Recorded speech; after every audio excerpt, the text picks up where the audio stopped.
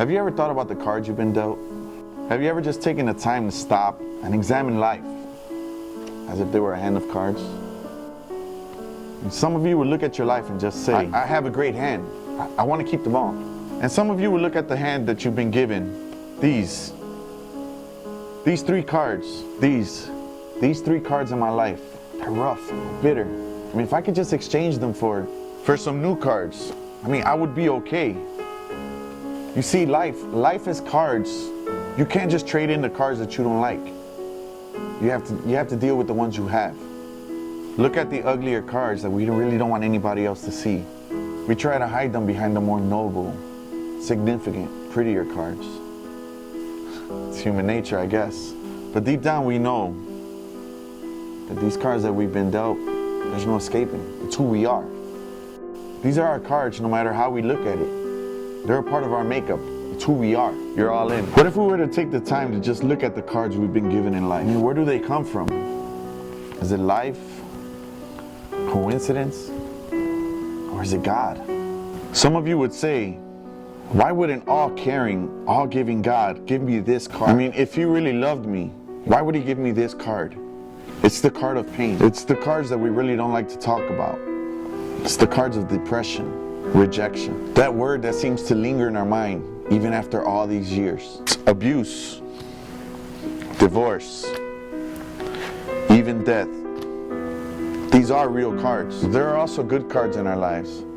Now, think back, if you can, to the first time you impressed your dad.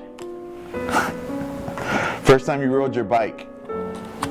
Your very first A in school. I mean, or even your first kiss. There are good cards. These are the pretty cards. It's sad, but it's true. We really care what other people think. These are the cards that we want to show people that, so that they think we have everything together. But what does God think? What if God were to choose the cards? What would those cards look like? More than likely, they'd just be the happy cards. No, they wouldn't. But there would be a mixture of good and bad cards, the hard cards in life. We try to avoid these like the plague, not realizing that God may have a purpose for these cards as well. God wants to use the disappointing cards to be the cards that fill us with hope and joy. Cards that would bring him glory. Cards that would reveal that it's his story, not our story. And cards that may even give us a glimpse of what heaven's like. To God, they're not just a bunch of good or bad cards. They're just cards.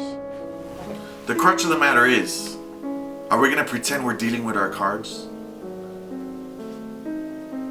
Or are we going to hide behind the more glamorous ones? Or even those that are not ours? Other people's? Because it's comfortable?